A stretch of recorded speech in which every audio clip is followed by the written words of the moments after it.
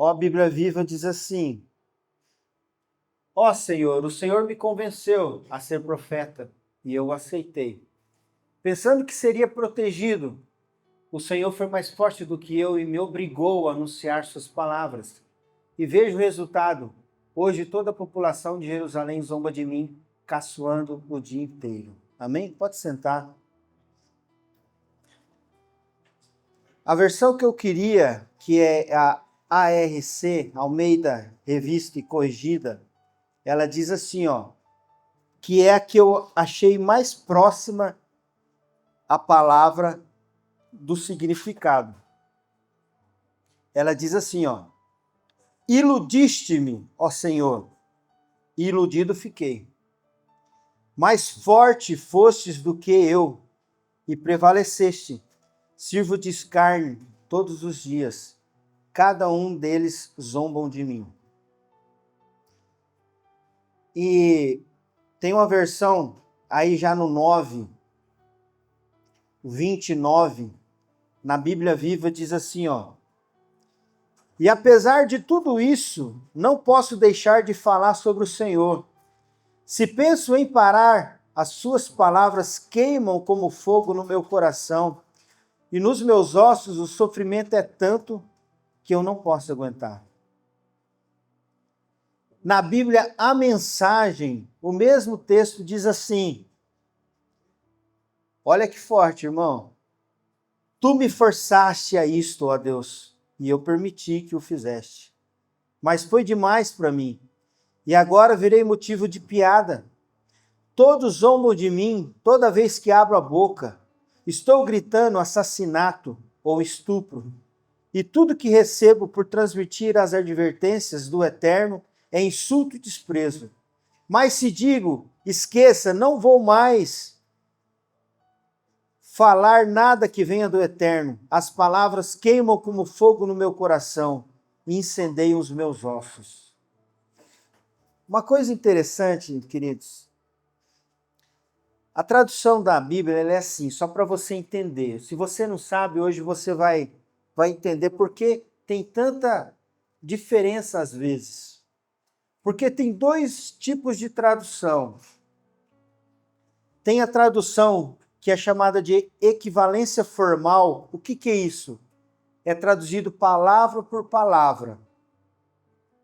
E é pego aquela palavra original e trazido no mais próximo do que ela significa. Só que às vezes não faz sentido para nós. Por quê? Porque o contexto era diferente. Você entende? É muito doido isso daí. Por isso que muitas vezes, quando tinha só uma tradução lá atrás, que foi feito assim, palavra por palavra, existiam algumas interpretações erradas de alguns textos. E as pessoas às vezes até pregavam algumas coisas erradas por interpretar errado, porque lia aquilo ali e interpretava daquela forma que estava ali. Mas hoje, com essa equivalência dinâmica que é dito hoje, você pega o sentido. Você entendeu? Então você pega, pego todo aquele texto e é feita uma tradução para pegar o sentido, o que ele quer dizer. Eu vou dar um exemplo bem simples. Tem um texto muito conhecido de Salmos, né? Aquele que habita no esconderijo do Altíssimo, né? A sombra do Onipotente descansará. E tem um texto lá, um versículo lá que fala que... outro texto conhecido. Que o Senhor é meu pastor e nada me faltará. Mas se você for pegar a tradução desse texto, ele não quer dizer isso. Porque quando você fala, o Senhor é meu pastor e nada me faltará, dá a entender que quando você vem para o Senhor, você não vai passar por tribulação, não é? E não é essa a verdade. Esse texto, ele quer dizer o seguinte, aí existe uma tradução que ela explica melhor. Se o Senhor é o meu pastor, eu não tenho falta de nada. Você entendeu a diferença?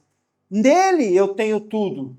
Claro que eu vou passar por aflição, porque a Bíblia diz que eu vou passar por aflição.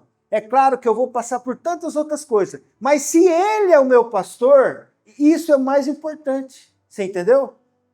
Então são pequenas coisas. Não é o meu pad não, né, Bruno? São pequenas coisas que fazem diferença quando a gente lê a Bíblia. E às vezes a gente precisa ter esse entendimento. E essa palavra eu preparei eu ia pregar em Dourados dia 25/1 agora. E essa palavra ela estava pronta para esse dia. Aí, por tudo que a gente tem vivido nesses dias e tal, na sexta-feira eu mandei uma mensagem para o pastor Daniel e falei, eu não sei se eu vou conseguir pregar, porque tá difícil. Ele falou, não, faz o seguinte, eu vou ficar de sobreaviso, você me fala. Aí, beleza, aí no sábado a minha esposa perguntou, e aí, preparou a palavra, o que você vai pregar? Eu falei, eu preparei, mas eu acho que eu não vou pregar. Aí ela ficou chateada. Ficou chateada, porque achou que era por culpa dela, aquele negócio, né? Aí eu falei, não, faz o seguinte, eu vou te dar o esboço, você lê. Se você achar que eu posso pregar essa palavra, eu vou pregar domingo. Aí dei o esboço para ela. Aí, dali um tempo, ela voltou e falou assim, uma palavra boa, uma palavra forte, necessária, mas não é o momento. Eu falei, é isso que eu pensei. Então, irmãos, essa palavra eu quero que você preste muita atenção, porque essa é uma palavra que a gente poderia dizer que ela não é nem tarja vermelha, é uma tarja preta. Porque eu gosto de pegar alguns textos na Bíblia, eu gosto de pregar sobre ensino, é o que me fascina. Mas Deus às vezes coloca algo no nosso coração. O pastor Sérgio fala uma coisa que é muito verdade. Às vezes a gente não precisa... Claro que outros exemplos são muito bons, outros testemunhos são muito bons, mas às vezes o nosso testemunho, ele também é bom. O que a gente vive, e muitas vezes Deus tem me chamado desde praticamente um ano e pouco, Deus tem me chamado para viver a essência da palavra, para viver o que eu prego, para viver o que eu canto. Isso não é fácil, porque se existe um momento, se existe uma hora que nós somos mais hipócritas, é na hora do louvor, sabia? A maioria de nós não vive o que canta. A gente canta tantas coisas poéticas, lindas, maravilhosas, mas isso é real na nossa vida? A gente tem autoridade para cantar? A primeira vez que eu ouvi aquela música, Perdendo Tudo, né? Lembra dessa música que foi muito sucesso? É Ele. E com alegria, eu falei, cara, não dá para cantar essa música na igreja. Eu demorei para cantar lá na igreja. Aí você pode falar assim, não, mas é profético e tal. Claro, tudo existe. A Bíblia ela é assim, a gente não pode levar ela 100% espiritual, mas também não pode levar ela 100% sem espiritualidade. As duas coisas são importantes. Tudo é um equilíbrio. Por exemplo, eu não posso ofertar, dizimar por obrigação, porque isso também é espiritual. Isso abre uma porta espiritual na minha vida. O irmão deu testemunho domingo aqui, né, o irmão João, que é fantástico. Tem um irmão lá em Dourados que eu falei para ele, cara, um dia você tem que contar esse testemunho na igreja. Ele montou uma padaria e aí ele começou, tudo que entrava no dia na padaria, você sabe como é que é a padaria, né? Ela vende assim, tem um movimento grande, picada, assim, né? E ele começou a fazer ali, ele fez no caixa dele ali, ele já fez o do dízimo, já foi tirando. E ele contou uma vez esse testemunho para mim e falou, olha, até hoje, todos os dias assim tem aumentado. Falei, cara, você tem que contar isso. Porque é um testemunho muito forte. É algo muito forte que Deus está fazendo na sua vida. Então, as coisas, elas não podem ser simplesmente empíricas, simplesmente uma coisa prática, porque também tem espiritualidade nisso. Só que também não é só espiritual. Não é de qualquer forma. Deus pode dar uma direção hoje aqui, por exemplo, de a gente fazer algo diferente que nunca fez e as coisas acontecer. Aí, se eu quiser domingo que vem repetir, não vai acontecer nada. Você entendeu? Por quê? Porque é um direcionamento daquele momento. E a gente precisa ter esse discernimento. E através do que eu tenho vivido, Deus tem falado para mim, desde o ano passado, chegou o tempo de viver o que você prega. Não é que a gente não vive o que prega, a gente se esforça ao máximo. Mas, irmãos, a teoria é linda. A teoria é a coisa mais linda que existe. Ninguém sai de casa pensando em errar, não é verdade? Ninguém sai de casa com pensamento errado. Mas nós somos desafiados todos os dias. E cada um na sua medida, e está tudo certo. E como eu disse, às vezes a gente canta louvores assim que, eu só quero a tua presença, eu não quero mais sair daqui, sabe? Aí 5 minutos ali fora já dá vontade, mas irmão, sabe, tem coisas, irmãos, que não condizem mais com a gente, já não faz mais parte. Então, se eu viver aquilo, se aquilo que eu cantei ali há 5 minutos atrás fosse realmente verdade, a minha atitude lá fora ia ser diferente. Por quê? Porque a vida cristã ela tem que ter coerência, não tem como. Tudo na nossa vida tem que ter coerência. Você vai num cardiologista que fuma? Você vai contratar um personal trainer que é gordo? Você vai fazer implante de cabelo num médico que é careca? Você vai? Não vai. Você vai num dentista e que você chega lá, vai te atender, tá com os dentes tudo podre. Não é verdade? Então, por quê? Porque a gente quer coerência. Isso é normal. Normal. Só que às vezes nós mesmos somos incoerentes. A gente fala uma coisa e nós que estamos aqui pregando, o negócio é mais sério ainda. Por quê? Porque eu sou refém do que eu prego. Eu sou refém do que eu prego. Tudo que eu falo aqui, alguém já engoliu uma palavra aí? Cara, você pode pensar o que você quiser. Você verbalizou, acabou. Eu falo isso muito para casais. Tem pessoas no relacionamento, tem os temperamentos, né? E tem pessoas que são intempestivas, são reativas. Só que, cara, aquilo que você falou, não tem como você engolir de volta. E às vezes uma palavra, era melhor você levar uma pancada do que uma palavra, não é verdade? A palavra, o efeito dela é muito mais devastador. E, cara, você falou, não tem como você voltar atrás. Você vai tentar remediar, você vai tentar consertar, mas você falou, você verbalizou. Como que você vai explicar isso para uma criança? Você falou para o seu filho, você prometeu, acabou.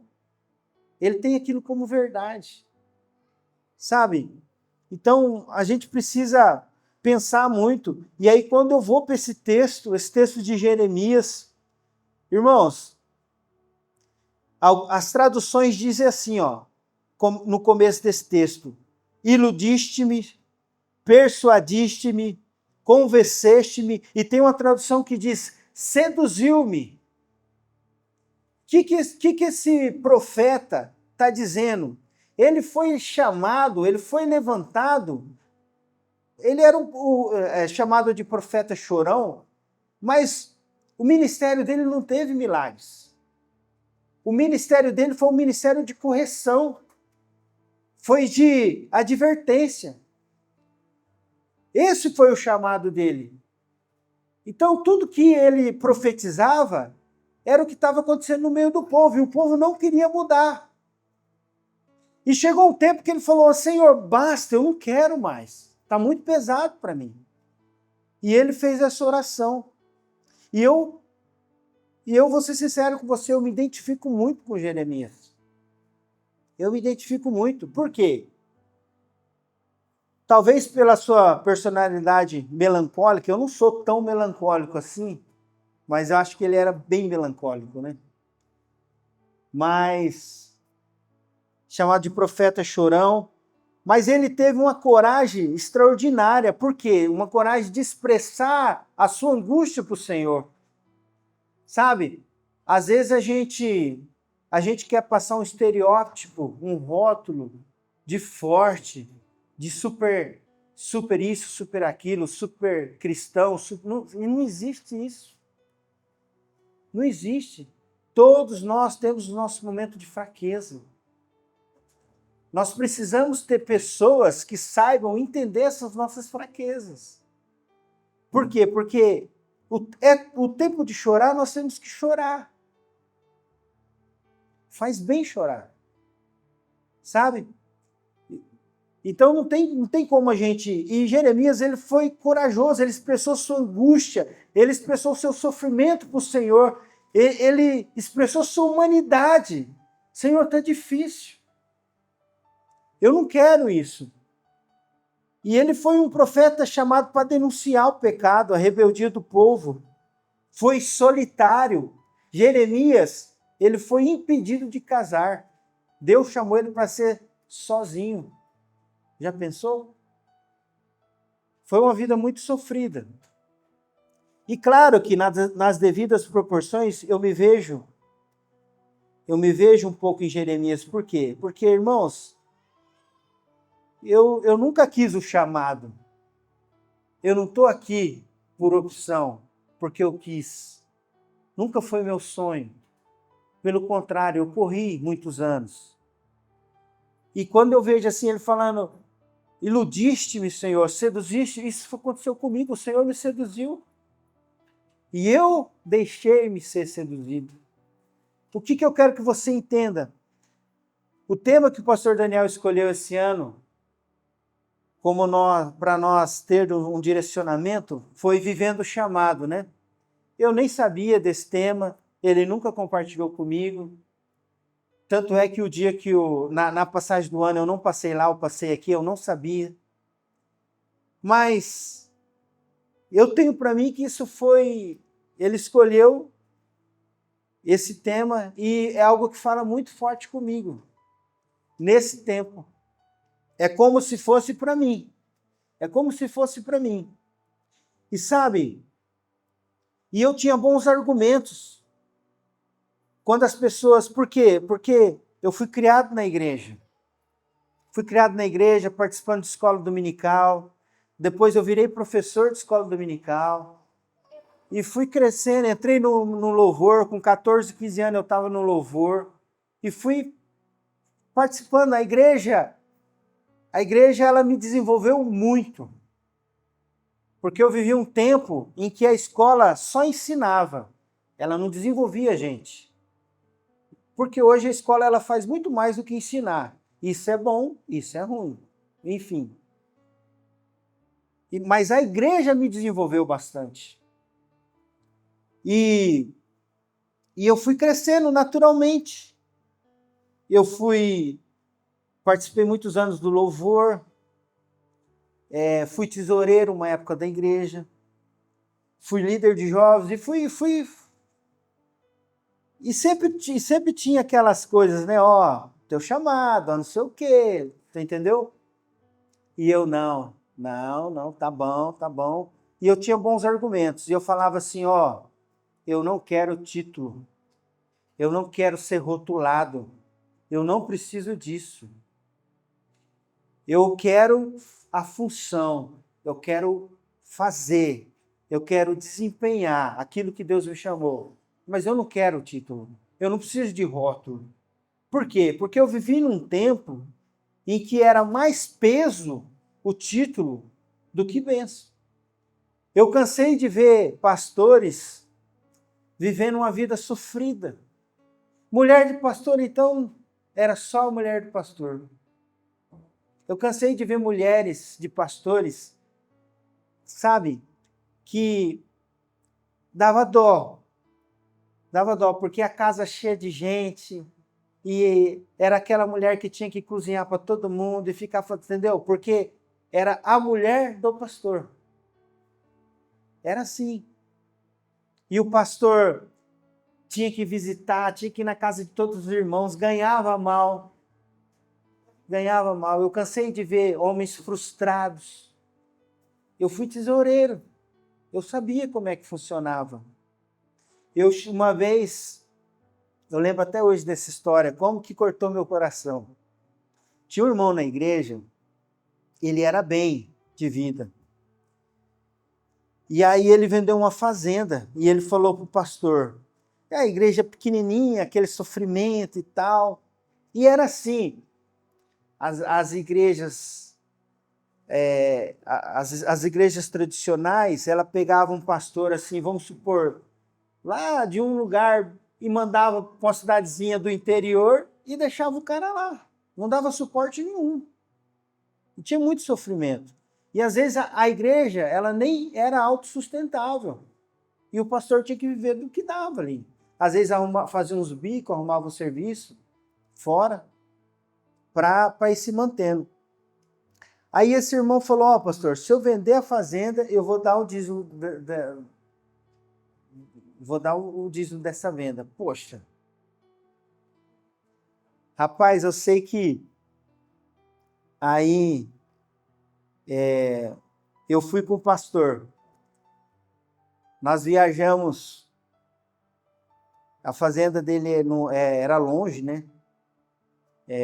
Ele vendeu uma fazenda e comprou outra, né? E aí nós fomos nessa outra, que era mais longe ainda. Ele vendeu uma propriedade próxima de Dourados e comprou lá pro lado de Jardim, aqueles lados lá. Na verdade, Caracol. E o pastor falou, vamos lá. Vamos lá. O irmão vendeu uma fazenda, vamos lá. Ele falou que quando ele vendesse a gente podia ir lá, tudo e tal. Falou, teve um contato por telefone, nós somos, meu irmão. E o pastor fazendo plano, né? Resultado, para encurtar a história. E ainda eu banquei essa viagem, né? Eu fui pro pastor, né? Porque eu não tinha, o pastor não tinha condição. Pus no meu carro e fomos lá. Gente, só passamos raiva, né? Vamos dizer assim. Mas fomos e voltamos e nada aconteceu. Mas para você ver como que era difícil as coisas. E eu vivi muito isso. Eu vi pastores sendo tirados da igreja por baixo-assinado. Eu vivi isso. E isso eu falava, eu não quero isso para mim. Eu falava para o Senhor, não quero isso para mim. É uma vida muito sofrida, né? Mas enfim, em outubro de 2019, enfim, eu aceitei a unção pastoral na minha vida. Depois de muita tentativa de convencimento e tudo, eu aceitei. Meio contrariado, mas aceitei. Mas um medo que eu tinha também era de jogar um peso em cima dos meus filhos, sabe? Por quê? Porque o nosso sarrafo ele é mais em cima, né? Sabe? É mais em cima. Porque as pessoas elas querem olhar para a nossa casa e querem ver um lar perfeito, e não existe lar perfeito. Nós temos dificuldades também, e eu não queria jogar um peso para os meus filhos. A gente tem essa preocupação, né, pastor Sérgio? Por quê? Porque, claro que a gente se esforça, se esmera para fazer o nosso melhor. Não é verdade? Você acha que o pai do filho pródigo não deu o melhor para o filho?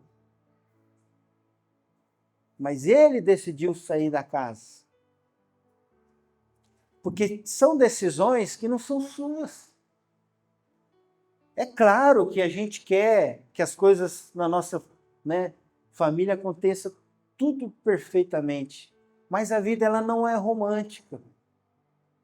A vida ela não é romântica. E por aí foi, meus irmãos. Esse é o meu contexto. Esse é o meu contexto. E de março para cá, eu comecei a viver uma onda assim de batalhas na minha vida que até agora eu não entendi ainda. Mas eu cheguei a fazer essa oração como Jeremias para o Senhor. Falei, Senhor, eu não quero mais. Eu não quero mais, tá pesado demais para mim. Então, por isso que eu falo para você que eu me identifico com Jeremias. Porque de março para cá, eu tive várias perdas assim na minha vida, assim, por exemplo, eu perdi um emprego de 8 anos, uma estabilidade que eu tinha. Passou ali uns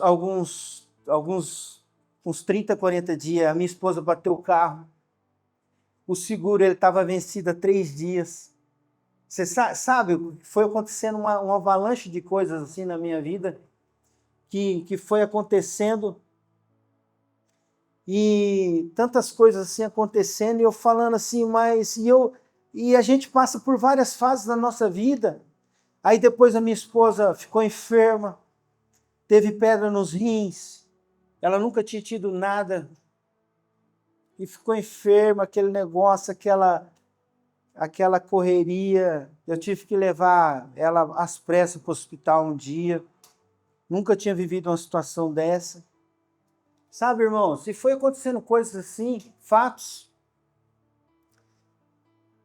um atrás do outro, e eu falei assim, Senhor, está errado isso daí. O que o Senhor está querendo fazer comigo? Isso é injusto. Isso é injusto, porque nós temos vários momentos na nossa vida. Essa semana, um amigo meu me ligou, falou, Zé, eu vi uma postagem sua assim, no hospital, e eu queria saber o que está acontecendo.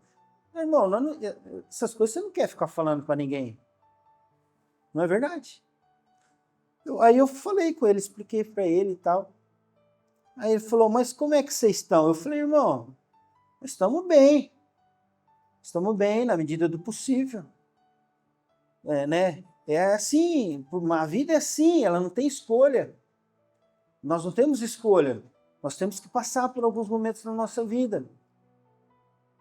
E o que eu quero te dizer, o tema que eu coloquei nessa palavra, qual que é o valor? Qual que é o preço de um chamado? Quanto custa? Tem uma música do Renascer Praise que eu gosto muito, que diz que o chamado é maior que a própria vida. Isso é uma verdade. Sabe? Não tem preço, irmão. Nós vamos pagar com a nossa própria vida. E se a gente fizer bem feito, vai ficar um legado que vai falar depois de nós. Sabe? E uma coisa que eu quero que você entenda, que a sua história ela não precisa ser igual a minha. Eu estou contando a minha história para você. Mas existe uma coisa que é universal, que é para todos. O ID. O primeiro chamado que nós temos em Deus é o ID. E esse ID ele é universal. A partir do momento que o Senhor te encontrou, porque foi Ele que te encontrou, às vezes a gente acha, eu encontrei o Senhor. Não. O Senhor está te procurando há muitos anos, há muito tempo. Desde que você nasceu, o Senhor tem te contemplado. Então, um dia Ele te encontrou. Por quê? Porque Ele foi criando situações. Porque, irmão, tudo que a gente olha em volta fala do amor de Deus.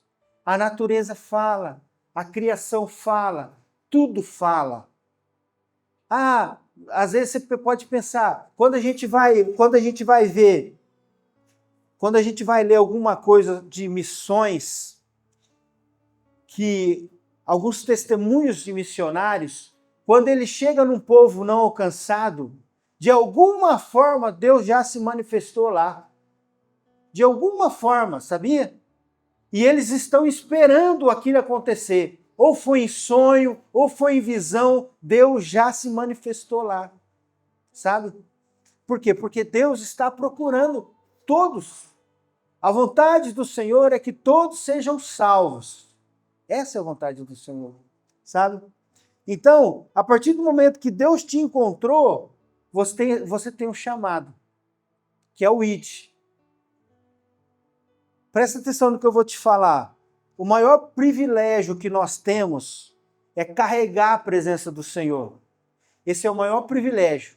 Mas a maior responsabilidade que nós temos é manifestar essa presença. Então isso, eu não preciso ser um pastor, eu não preciso ser um levita, eu não preciso ser alguém que tem um título, mas eu tenho que manifestar no meu trabalho, na minha escola, no meu grupo de amigos. É uma responsabilidade minha manifestar. Por quê? Porque no meu entorno existe um clamor pela presença do Senhor. Existe esse clamor. Existem pessoas perecendo. Existem pessoas morrendo. Sabe? E não é morte física que eu estou falando. É morte espiritual. É pessoas sem razão de viver. Sem brilho nos olhos. Vocês viram essa semana o que aconteceu lá em Goiás, em Tumbiara, aquele caso? É isso que eu estou falando, irmãos. Que culpa tem uma criança dos erros dos pais? Nenhuma culpa. Nós não temos o direito de fazer isso. Sabe? Isso é falta de Deus. Isso é falta de amor. Isso é falta de entendimento. Então eu tenho que entender, como diz lá em Marcos 16:15,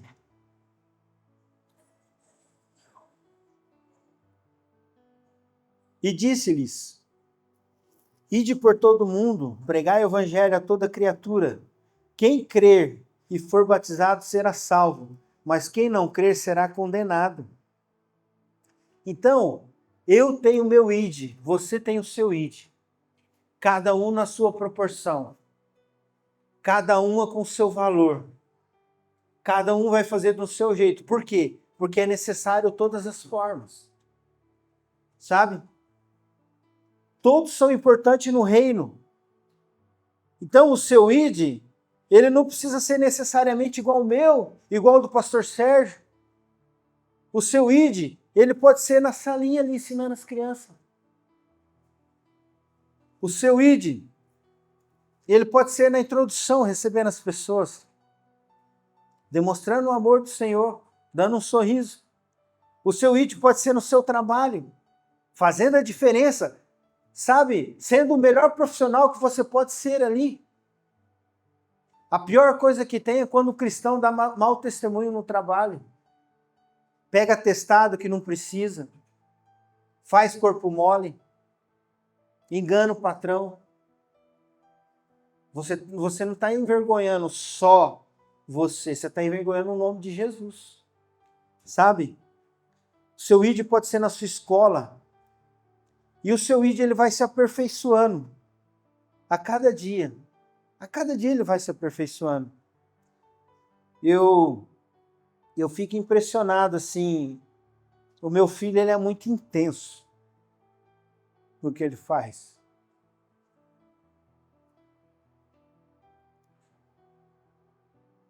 E ele tem uma célula na escola. E eu fico, sabe, eu fico contente com isso, porque ele não se omite. Ele tem uma célula na escola, ele vai, ele prega a palavra do Senhor, ele tem a coragem, a audácia, que eu na idade dele não tinha. Sabe? Então a gente não precisa ficar limitado, irmãos. A gente não precisa ficar com medo. O nosso id, ele tem que ser cumprido. Agora, o id, ele é o porquê. Por que que eu vivo? Por que que eu estou aqui? O id, ele é isso. Porque o Senhor me encontrou. Mas agora existe um como fazer. Aí esse como, ele vai da habilidade de cada um. Ele vai do meio que cada um tem inserido. Entendeu? Então, esse como que ele vai fazer a diferença. Tem uns que vão pregar num púlpito, mas tem outros que vão pregar na escola, que vão pregar no trabalho. Agora, tem um segundo chamado, que é um chamado ministerial. E esse chamado, irmãos, ele não é racional. Ele é passional. Alguém aqui já fez uma loucura quando estava apaixonado? Alguém já fez? Ninguém fez, só eu que fiz. Conta uma para mim aí. Conta uma loucura. Quando eu namorava a minha esposa, eu morava ali. Quem conhece Dourados ali, eu morava ali antes da Mão do Brás. E ela morava lá no Flórida, onde mora naquela região até hoje. Os pais dela moram. Eu saía de bicicleta ali e ia lá. Deve dar o quê? Uns 12 quilômetros, não sei. Não tinha canseira, não tinha frio, não tinha. Não tinha. E eu tinha horário para chegar e para sair. Era assim. Não era de qualquer jeito. Mas é uma loucura que você faz, por amor, não é? Ninguém fez uma loucura aqui? Ah, vocês não são apaixonados, não. É? Vocês não estão apaixonados, não. Né? Eu tinha uma coisa que nós fazia também. Não existia celular, né? Você não conseguia falar, não era assim. Hoje, você fala a qualquer hora, a qualquer momento. Aí nós tínhamos um código. Por quê? Porque o pai dela ficava marcando em cima no telefone. E telefone custava caro. Ela não podia me ligar. Não era assim, de qualquer jeito. Aí nós tínhamos um código. Eu ligava, eu ligava uma vez, ela escutava o telefone, aí ela vinha perto do telefone para me ligar de novo, para ela atender. Nós tínhamos um código para se falar. Porque hoje vocês estão no céu, né? Fala a hora que quer, fala até por vídeo chamada, vê até o rosto. Não era assim não. É muito difícil.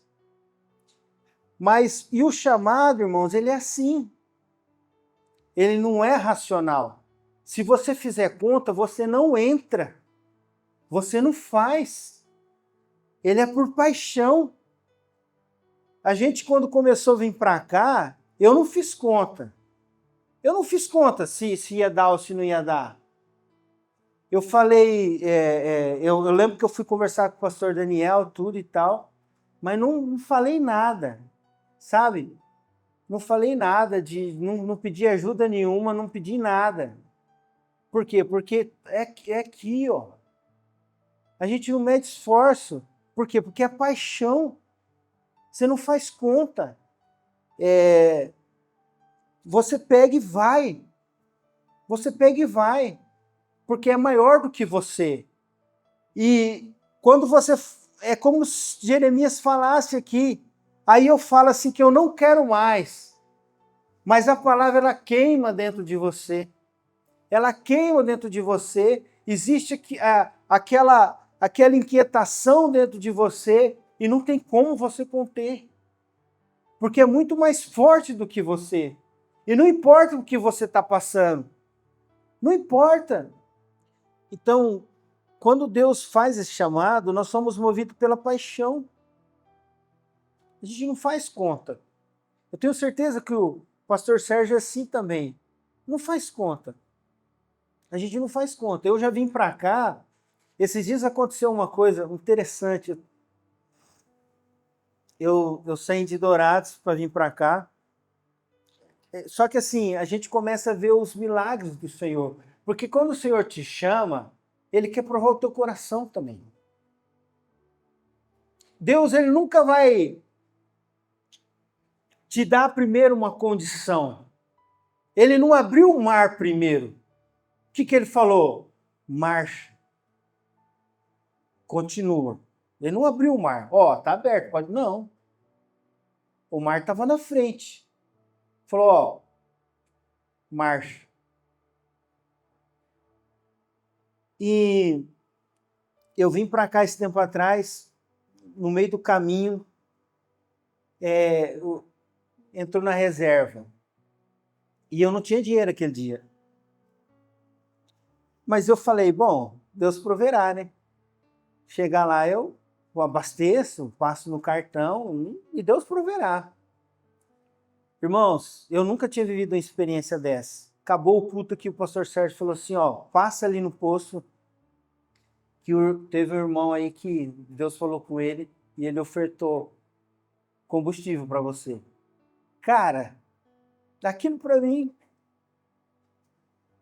porque eu vi a mão do Senhor. Eu te sustento. É eu que estou nesse negócio. E às vezes a gente sabe de tudo isso, irmãos. A gente tem a fé, a gente tem a nossa crença, porque você tem que entender uma coisa. Para crer no Senhor, para crer em Deus,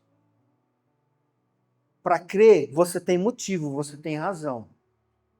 Nós temos razão. A Bíblia, ela não é um livro simplesmente para você, de fantasias, para você... Não, ele é racional também. Para você crer no Senhor, você tem motivo. Você tem evidência para você crer. Poxa, todo mundo pode falar o que for, mas Jesus mudou a história. Nós temos duas histórias, antes de Cristo e depois de Cristo. A pessoa pode acreditar ou não, mas ele mudou a história. Então nós temos motivos para crer que o Senhor Jesus veio, morreu, ressuscitou e mudou a história. Não é uma história, não é uma fábula que está aqui. É uma verdade. Eu tenho motivo para crer. Mas a fé, ela não é racional. A fé não. A fé, eu preciso desafiar a minha intelectualidade. Por quê? Porque nossa mente não compreende muitas vezes. Porque como que você vai explicar algo sobrenatural acontecer? Como que você vai explicar? A ciência muitas vezes não explica, né? Esses dias eu estava conversando com meu filho, ele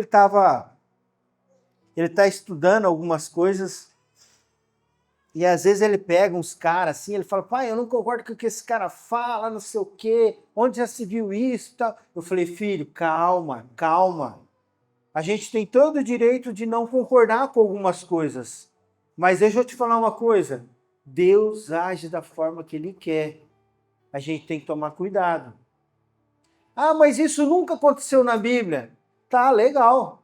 Eu concordo, nunca aconteceu na Bíblia. Agora, você já viu hoje alguém cuspir no chão, pegar aquele lodo, passar no olho e a pessoa ser curada? Aconteceu na Bíblia. Você entendeu? Você já viu... A palavra de Deus fala que a sombra de Pedro curava. O lenço de Paulo curava. Claro que eu tenho que ter cautela em tudo, mas o Espírito Santo ele age da forma que ele quiser. Eu falei, você é novo, você não viu muito, eu já vi muita coisa. Irmãos, hoje a igreja ela não vê quase nada. Quem aqui já viu endemoniado? Alguém já viu aqui? Eu já vi muito. Eu já vi muito. E eu já vi muita coisa acontecer. Uma vez eu estava na igreja, era aqueles bancão de madeira, aqueles bancão grande, pesado. O pai manifestou assim, ele abriu os braços assim, espalhou aqueles bancos. Coisa de doido. Coisa de doido. E eu já vi muita coisa. Aí eu falei pro meu filho, calma, você não viu nada. Quem aqui já foi numa vigília e viu os gravetos assim, tudo aceso? Algumas pessoas já viram. Irmãos, Deus, ele age da forma que ele quiser. Então a fé, ela não é racional. Crer no Senhor é racional, mas a fé não. Então, muitas vezes a gente clama por um milagre, a gente pede um milagre, mas o Senhor, ele faz se ele quer, e ele continua sendo Deus. Ele quer provar. Tem um pastor amigo meu, assim, ele faleceu já, e ele foi muito usado em cura. Ele foi muito usado em cura. E ele orava pelas pessoas, as pessoas curavam. E aí, quando ele estava velho já, ele ficou enfermo. E um dia ele conversando comigo assim, com os olhos cheios de água, ele falou assim para mim: eu não entendo. Deus me usou para curar tantas pessoas e ele não me cura. Você entendeu? E ele morreu daquela enfermidade. Sabe, irmãos? Isso não diminui o Senhor. Isso não pode diminuir a nossa fé. Sabe? Então, o chamado, ele é assim, o chamado ele é irracional. Eu não faço conta. Na maioria das vezes eu perco, sabia? Na maioria das vezes eu vou perder. Mas é perder para ganhar. Por quê? Porque o que acontece aqui eu postei esses dias, nós não queremos sofrer, mas a palavra de Deus fala que essa dor aqui, ela é leve e momentânea. Eu não posso me apegar com essa dor aqui. Sabe, irmãos, você acha que eu vim para cá hoje feliz, sozinho? Não, não vim. Mas eu estou aqui. Eu estou aqui porque eu sei do que o Senhor tem para mim. Eu sei do que o Senhor tem para minha casa. E eu vou passar por isso, louvando e agradecendo o nome dEle. Eu não vou parar. Isso não vai me parar. Isso não vai parar a minha casa. Isso não vai parar as promessas que o Senhor tem para mim. Isso vai servir para aumentar a minha fé, para aumentar o meu nível de intimidade com o Senhor. Porque em tudo nós temos que tirar proveito.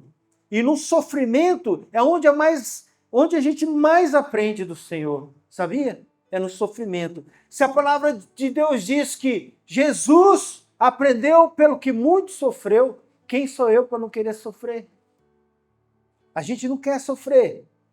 A gente só quer as coisas boas dessa vida. Mas o Senhor, ele tem algo muito mais profundo para nós, sabe?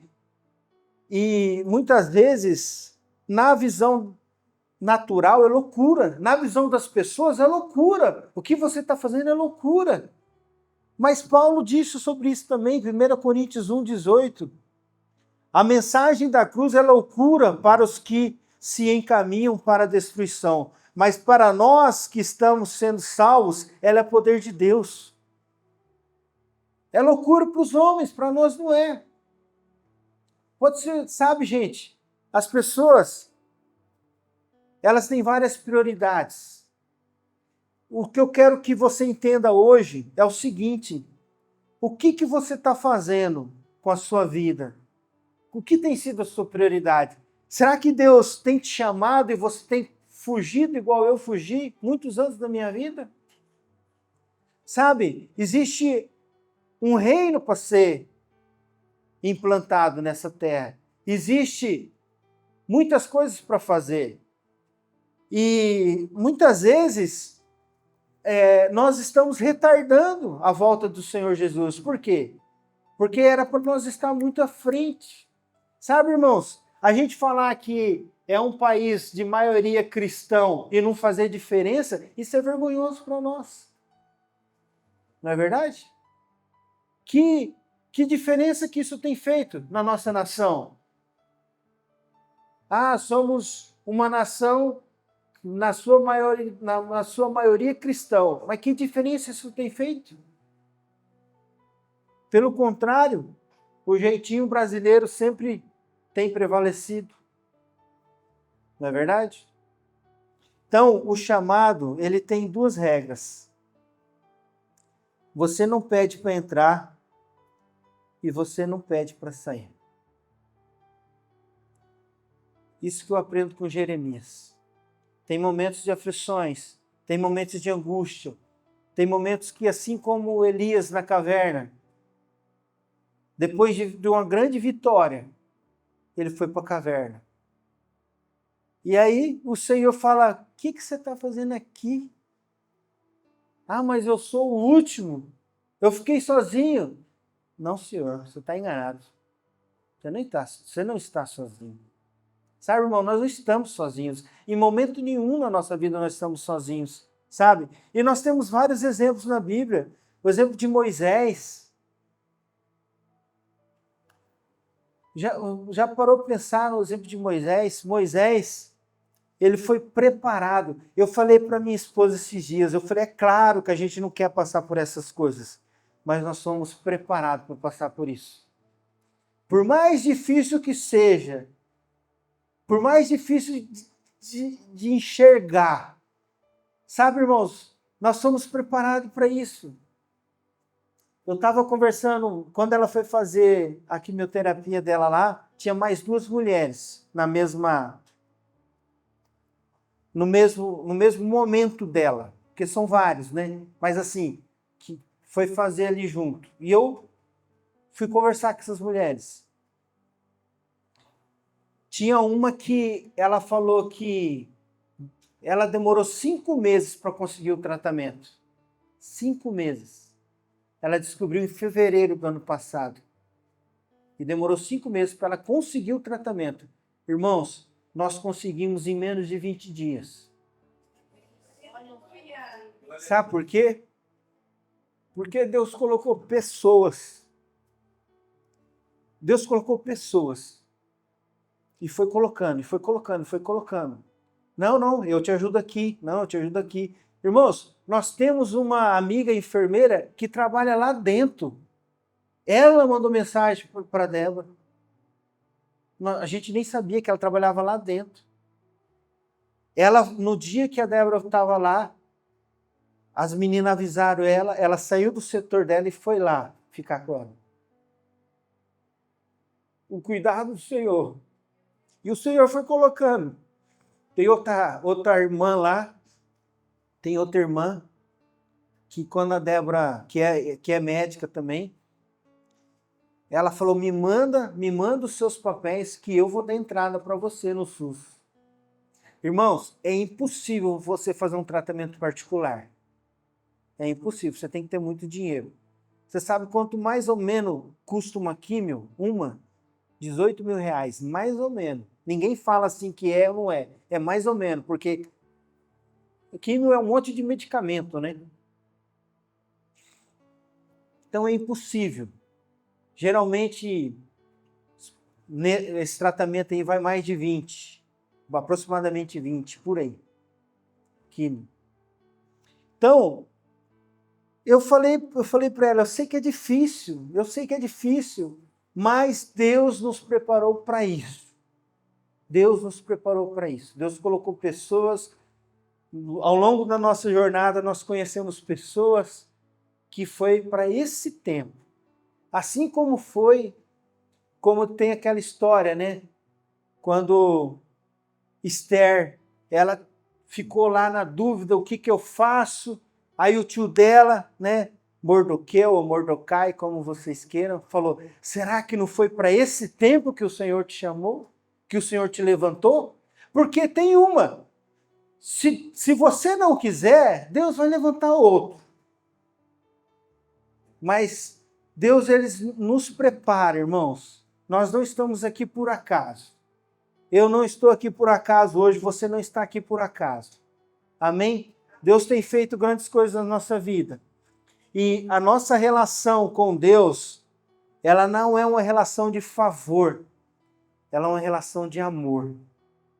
Não é de favor. Eu não estou aqui pelo que o Senhor pode me dar. Ele pode me dar o que Ele quiser, muitas coisas. Mas não é isso que me move. É uma relação de amor. Do amor que eu tenho por Ele e do amor que Ele tem por mim. É assim que funciona. É como se fosse um casamento. O casamento, ele é assim. É dar a vida pelo outro. é se dar pelo outro, é se doar pelo outro. Amém? Então, essa manhã eu queria que você fizesse uma reflexão na sua vida. Será que Deus não está te chamando e você está fugindo assim como eu fugi muitas vezes? Sabe, irmãos?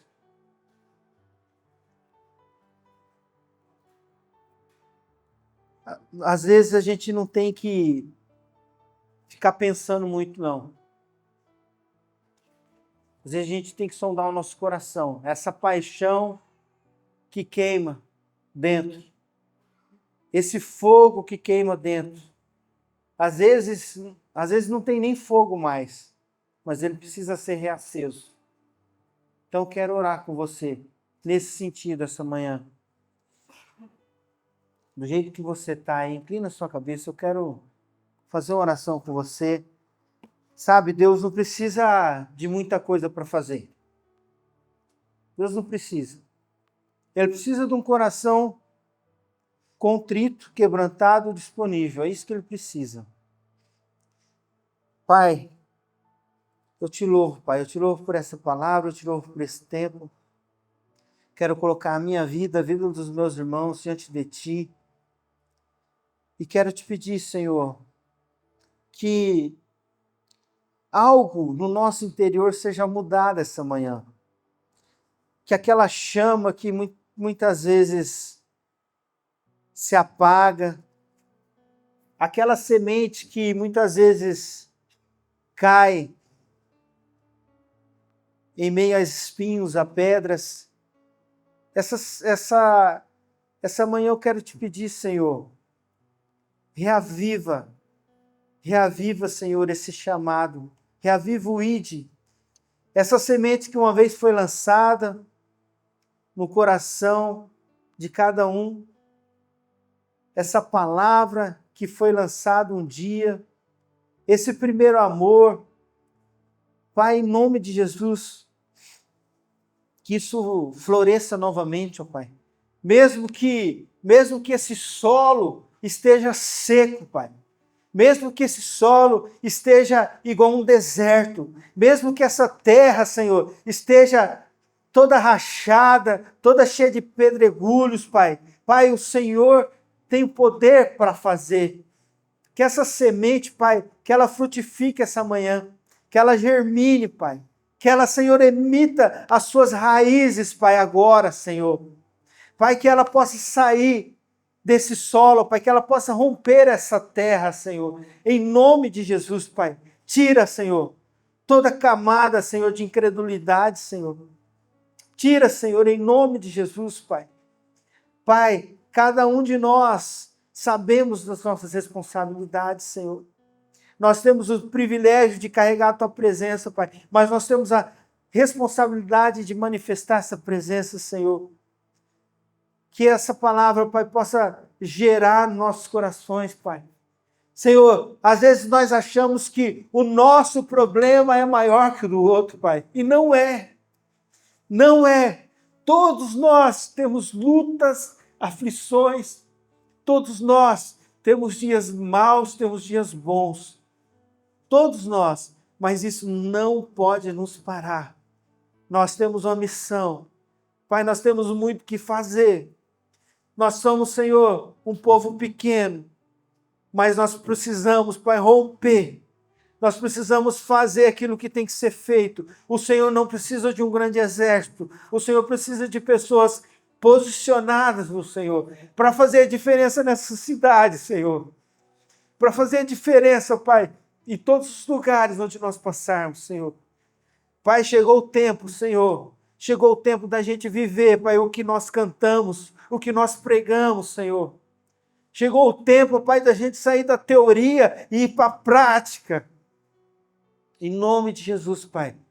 Que isso possa fazer diferença nas nossas vidas, Pai. Rompa, Senhor.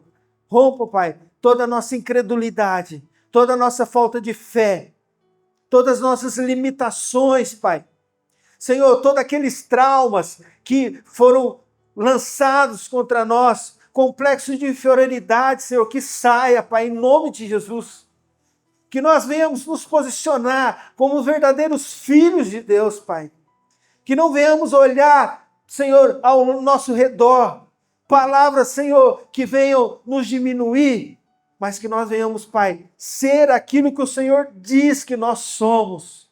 Senhor, em nome de Jesus, Pai, que a nossa identidade seja revelada nesses dias, Pai.